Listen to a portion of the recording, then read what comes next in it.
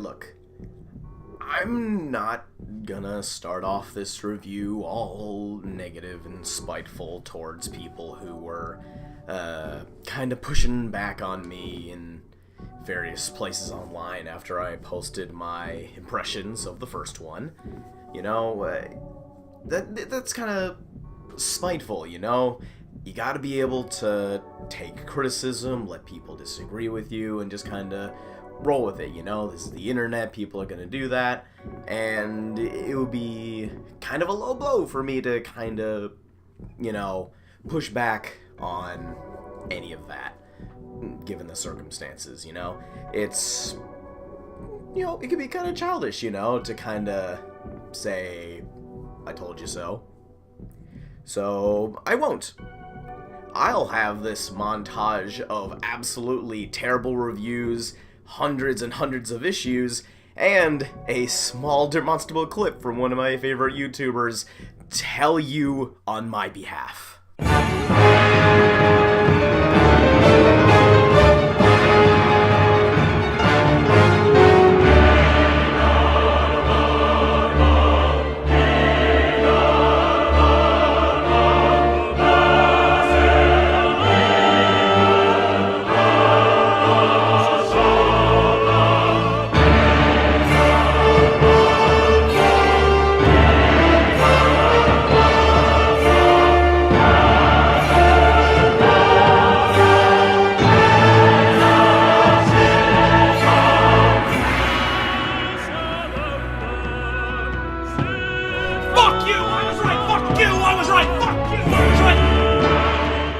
So yeah, game is a train wreck.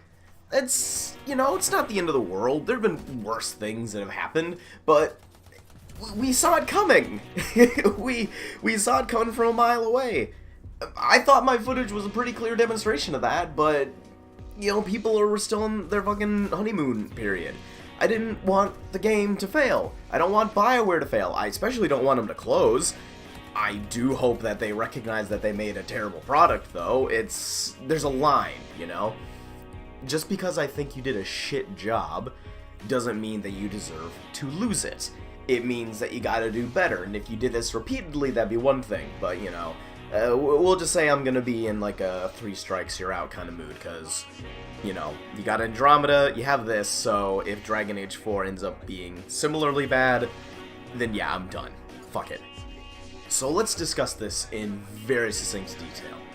What is wrong with the game compared to the impressions I gave during the demo period? Literally every single problem that I identified in the demo was present at launch, as well as a week onward. My footage is specifically from the launch weekend and the following weekend, meaning you cannot use the excuse of it being the VIP demo. You cannot use the excuse of it being the public demo. You cannot use the excuse of it being the early release for the EA Origin Access Premier service, whatever the fuck. And you cannot use the excuse that it isn't the day one patch. All the footage that I'm going to be using is past the day one patch. Everything is completely viable in regards to it being the complete, official, and full products. Behold, that the frame rate still is completely schizophrenic all over the place. There are graphical errors consistently. Enemies and textures just disappear. Alright? Even if it's not even graphical stuff, the fact that entire actual gameplay entities appear and disappear without warning is terrible. You can get rolls on your weapons that are completely non-functional. In the sense of either A, you can get 0% damage for 0 seconds on some weapons. You can get damage modifiers for a damage type that is not on your weapon, meaning it is literally useless. You can get insanely common and low-level loot on the hardest difficulty when you're at max level. Like, no joke, just go to the Anthem subreddit, the bastion of positivity and welcoming vibes that place is, and look at people describing Grandmaster 3 loot, and they'll get 2 commons and 2 uncommons. For all that work, again, hardest difficulty, and everything, and you're supposed to be getting the best amount of loot for the most amount of hard work. Instead, other people have found that just flying around in the open world finding treasure chests while playing on these harder difficulties is a better and more efficient way to get loot. But lo and behold, if you look at this guy, it got him banned for that.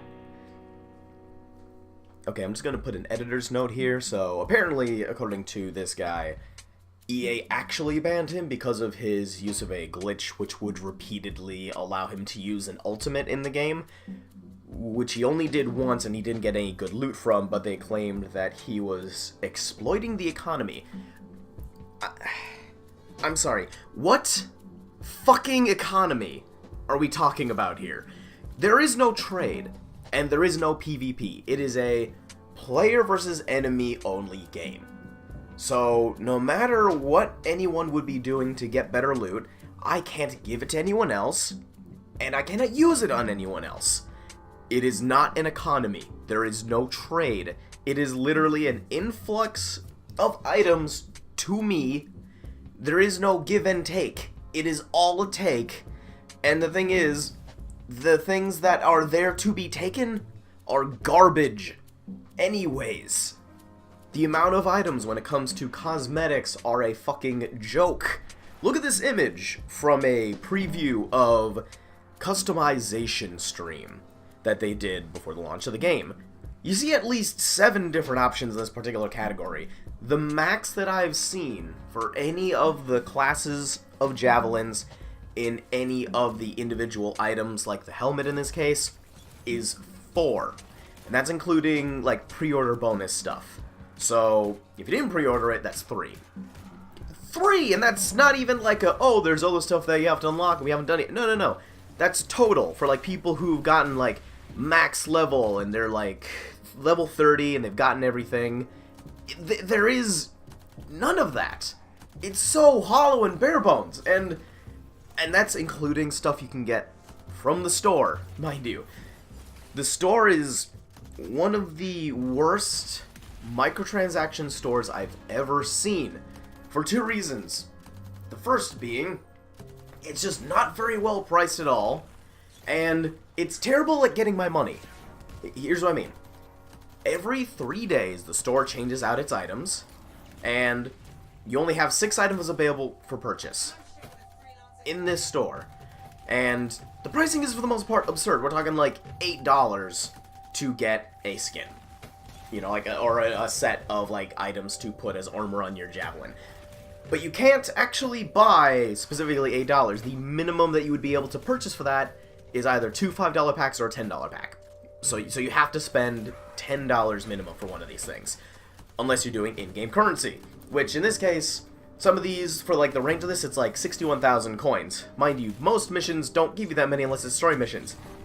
This particular mission, where you have to kill thousands of enemies, gives you 2,000 coins.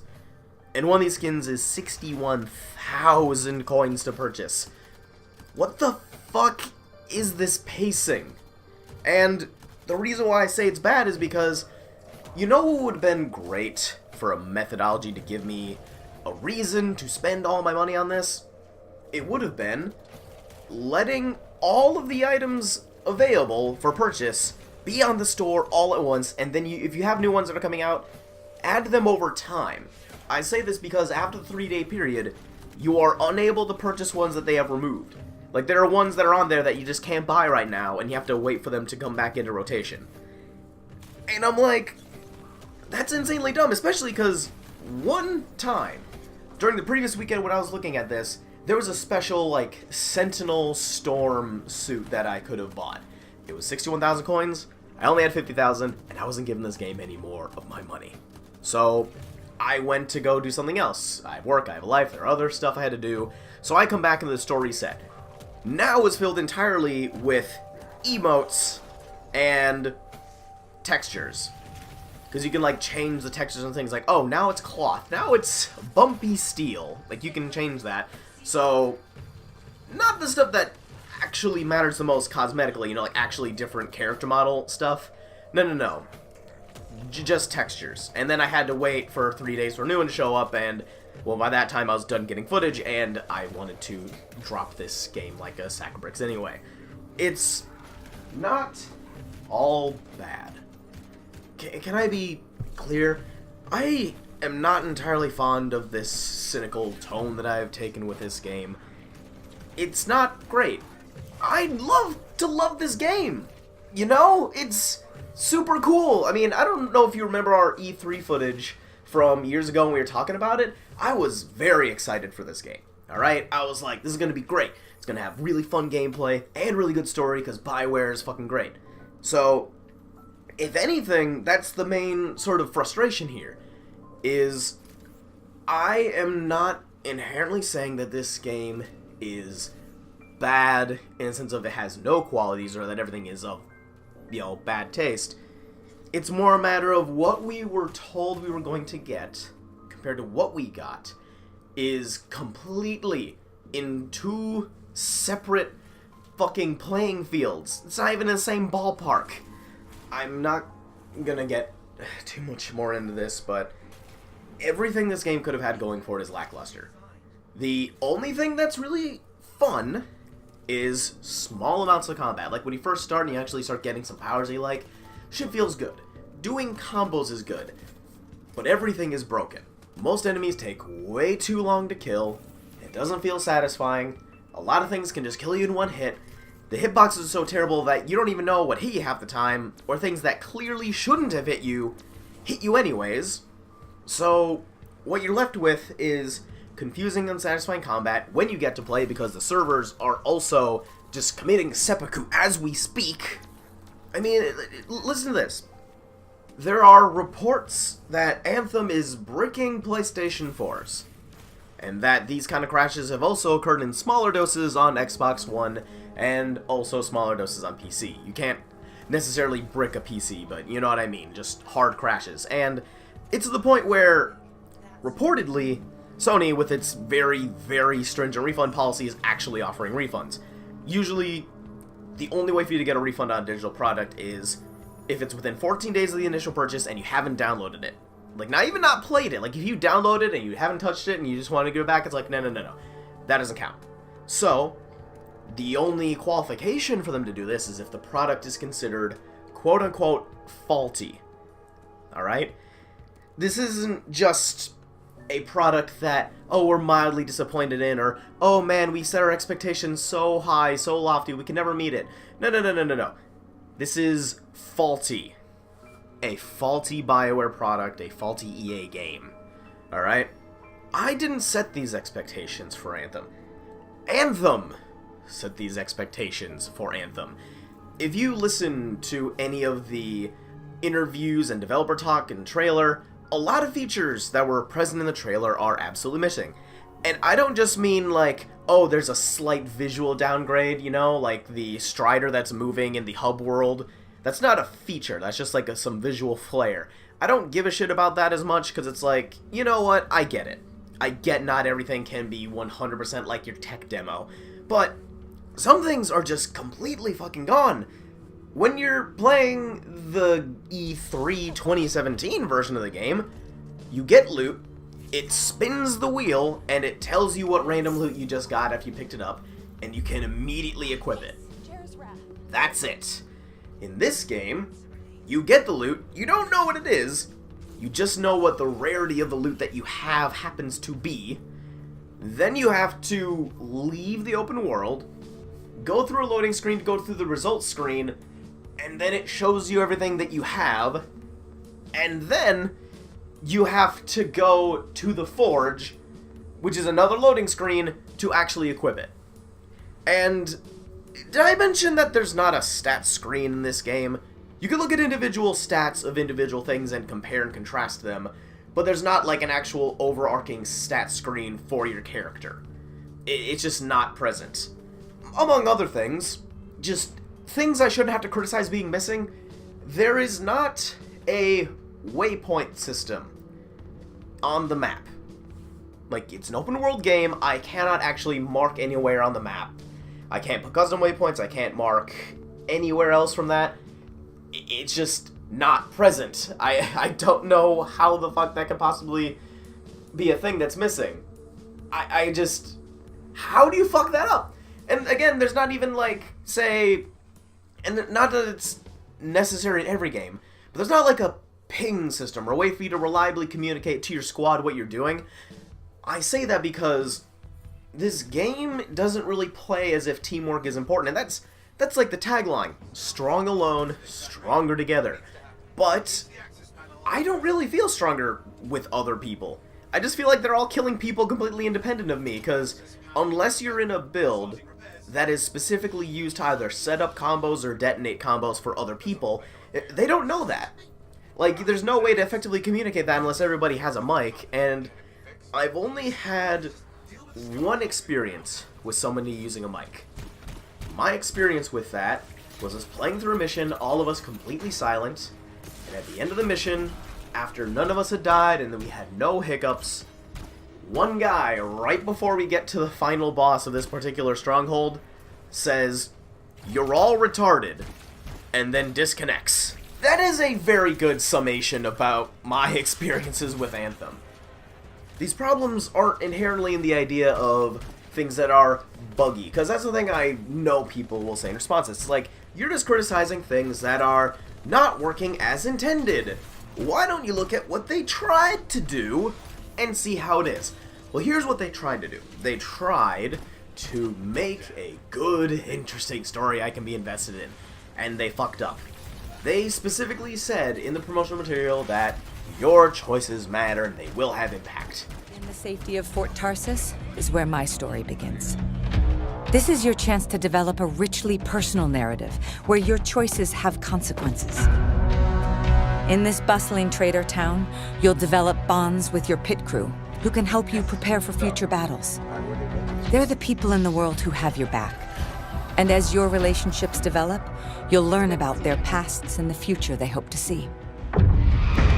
Fort Tarsis is ripe for exploration as well. You may even encounter shadowy figures with questionable character. It all depends on the decisions you make. This is real-time storytelling, a reinvention of personal narrative in a multiplayer game. As a freelancer, you are the bridge between the heroic adventures discovered in our world and the personal journey that unravels in my story. And ultimately, the key to the fate of everyone.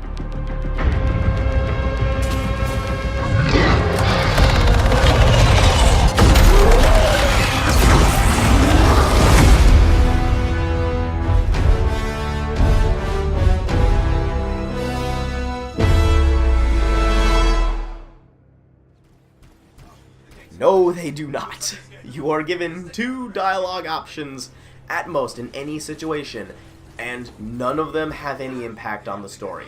They have a small amount of impact on which dialogue you hear, but not on any overarching choices in the game.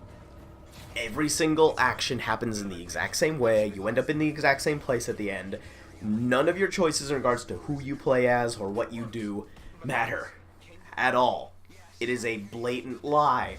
Even the massive disappointment that was Mass Effect Andromeda gives you more player choice than this. Even if it's the illusion of player choice, you still have a lot of choices that you can make that affect how you play the game and how things turn out.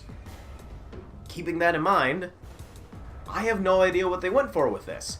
The issue I present is, not every narrative needs to have a million branching paths like all these RPGs that they used to work on. It would be completely fine if the story was 100% linear, and it presented that way, and it was fantastic. But it's not. Everything is either very predictable or very shallow. It's got a few things that are relatively good. I'd say the voice acting is probably the highlight of the story. They did a fantastic job. Alright? And maybe it's just because of my own biases, because I'd like to get into voice acting. I do a lot of speaking for YouTube, of course. But they did a good job, to the point where the absolutely terribly shallowly written Monitor, the main villain of the game, sounds like a good and compelling villain, alright? This is brought up by other reviewers, but it sounds like he's got like a Thanos thing going on. But he isn't Thanos. He doesn't have anything like that, and if you're still listening by now, I'm just gonna put up a spoiler warning for the end of the game, alright? He goes out in the dumbest way I could possibly imagine, alright? You show up for the final battle, his armor is hollow, and he's like, I have become one with the Anthem. I am a god, and I will destroy it all. And so you fight him. He gets down to about like a quarter of his health, and he's like stumbling, because like you hurt him, and he's like either running away or trying to recuperate, and he just gets hit by a fucking Strider out of nowhere, and he's dead! Just look!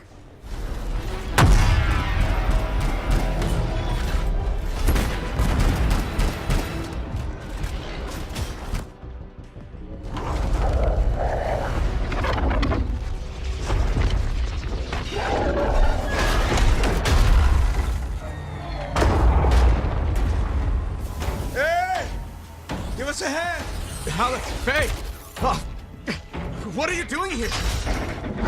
Are you alright? Did you see that? Faye was connected to the monitor. Cipher to cipher. She knows what to do. How's she doing? I don't... You see what I'm getting at? It's... How is that a good ending? We don't know anything about his motives, his character. We learned jack dick about him in regards to being a compelling villain. The fight wasn't particularly good, and he goes out in one of these silliest possible ways, and it's trying to make me take it so seriously when this whole entire plot just revolves around this goddamn MacGuffin. There's nothing to this. The only thing of any remote substance is some of the character development that you have between your main character and Halleck. Some of that is compelling. Some of the stuff between Owen is not as compelling, to be perfectly frank, and, you know, you can see a twist for his plotline coming from a mile away. So, that leaves the amazing story that I was hoping for from Bioware, and the one that they hyped up. Because here's the thing, if they had said it was going to be just a simple down-to-earth story, so as not to interfere with the gameplay, you know what, whatever. I saw that with, like, Doom, you know, because I'm not going to criticize Doom for not being Shakespeare, Citizen Kane of video games, whatever. But that's because it never tried to be. This is a Bioware game, and they said that the story would be great just like all their other titles.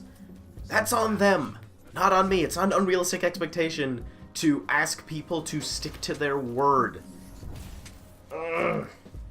The thing I want to put forward when it comes to Anthem is, it just isn't satisfying. That's the main thing. Even if you want to look past all the bugs and everything else, there's so little there. Most of the guns you get, even like the super special cool Masterwork ones, they don't look super different, they don't feel super different. Most of their buffs are just like little tiny percentages to stuff. There's not like special effects to some things. It's so bland.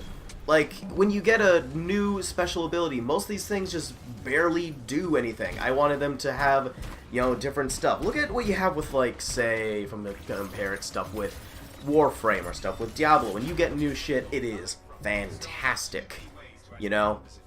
And some people will say, well, those have been on the market longer, it's not a fair comparison. And I would say it's absolutely a fair comparison, because they're still available to be purchased right now. You have to be able to keep up with what is available, because if a game that is free right now can outperform this new game, you haven't convinced me to leave it. The idea that we're supposed to present is a free-to-play game is going to have a lot of things that this one wouldn't, but I'm not kidding when I can tell you that unless we're talking about like the most like complex and convoluted Warframe gathering missions in the later stages for like the highest level ones, there's more of a grindy feel and a more of a hollow feeling that you're not making any progress at all in Anthem comparatively to Warframe. And there's some crazy bullshit. I'm talking some Warframes, if you don't speed anything up with Platinum, literally take 3 days to make. Because you gotta gather all the materials, then you have to wait a literal 72 hours for it to construct itself. Alright? So when something that makes it mandatory for me to wait 72 hours feels less grindy than this game, and it's a full-price game, I should be able to get this stuff relatively quickly. Not even a matter of like, oh, it needs to give me good shit because I want it, you know? But it needs to present itself as a game that allows you to have fun. And it doesn't at all. There's so many posts along the internet of people who play these kind of games, you know, Destiny, Division, Borderlands, the looter shooter genre, who said that they stuck with this game and that now they're out. Because trying to actually play at the top ranking difficulties is not rewarding. It's not satisfying, and the loops that you have to do to get the loot don't result in good enough loot to justify it, and it's not fun anyway. Because that's the main thing when it comes to these games. Two core pillars. The loops have to be fun, and the loot has to be rewarding. This has neither. This is a failure because it hasn't learned any lessons that these previous games have done. Borderlands 2 took all the issues that Borderlands 1 had, and it's like, no, we're gonna take these issues away. Borderlands 1 issues have been resolved. That's it. Warframe fixed a lot of its issues over time. And I'm not saying Anthem can't fix these issues, but it had 6 years to do this.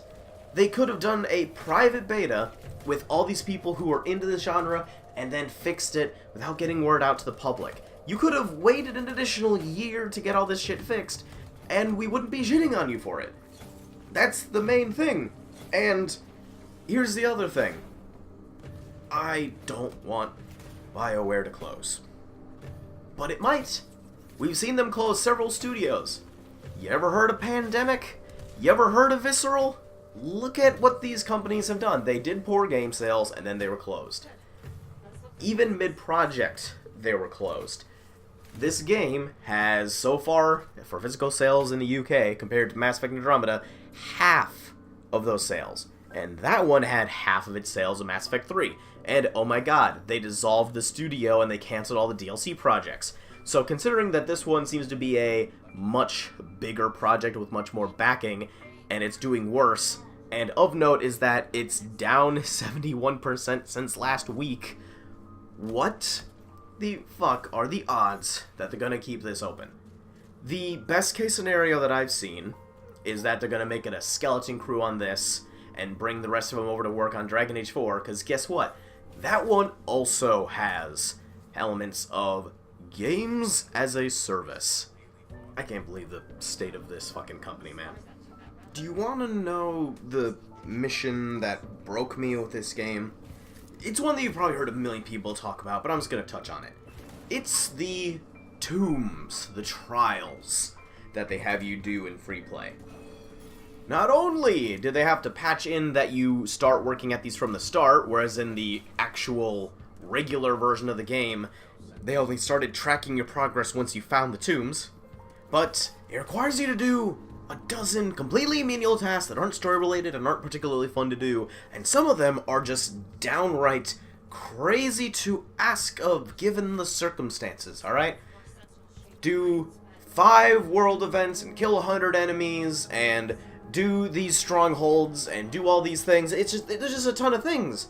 And it's not just like, oh, you did it and now you're done. No, then you have to fly all the way across the map to go and claim your thing at the tomb. And what's in the tomb? Is it a boss? Is it a really cool cutscene? Is it a really awesome fucking weapon? No! It's a small amount of text and maybe a common item at best. Sometimes it doesn't even drop an item. It's just some text that you need to use to unlock an even bigger tomb later. And there's 4 of these, and one of them had me stuck, not joking, for 6 hours.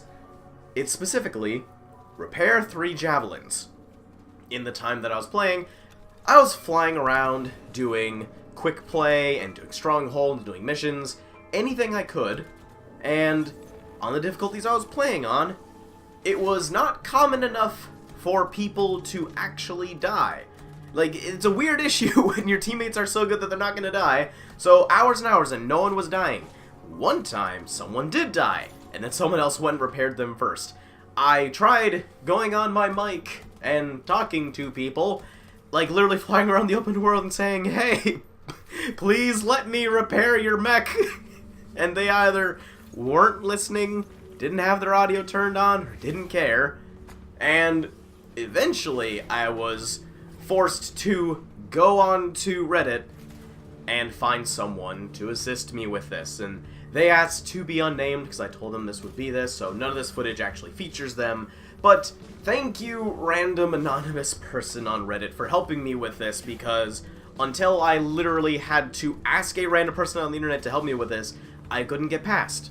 Because this isn't some random extra thing that's, you know, off to the side or whatever.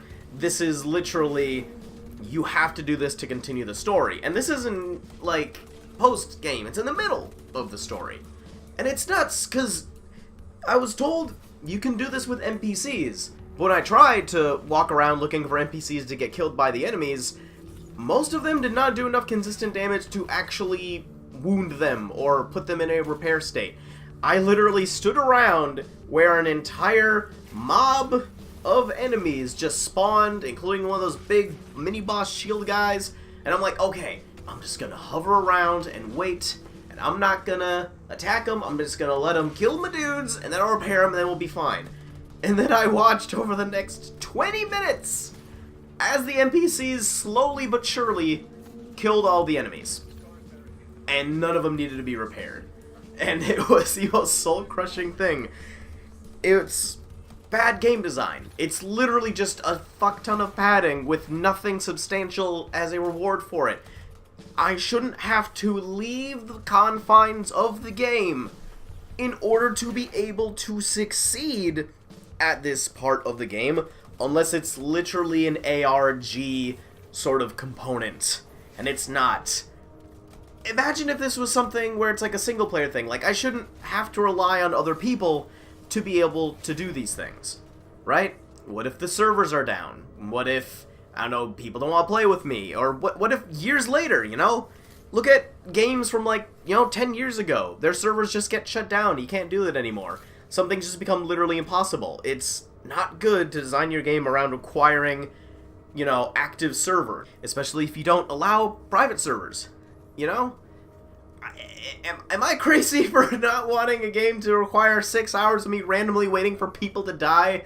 And am I crazy for thinking that that's bad? Fuck me, right? So now that it's full, the game is done, the gameplay is unsatisfying, the graphics are inconsistent, and the story is fucking garbage.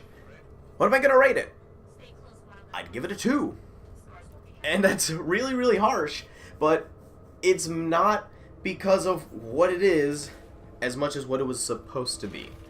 Because, and I've said this to multiple people, if the game had come out with maybe a month of fanfare from some unknown studio and it just dropped and it came out, I would have been fairly impressed.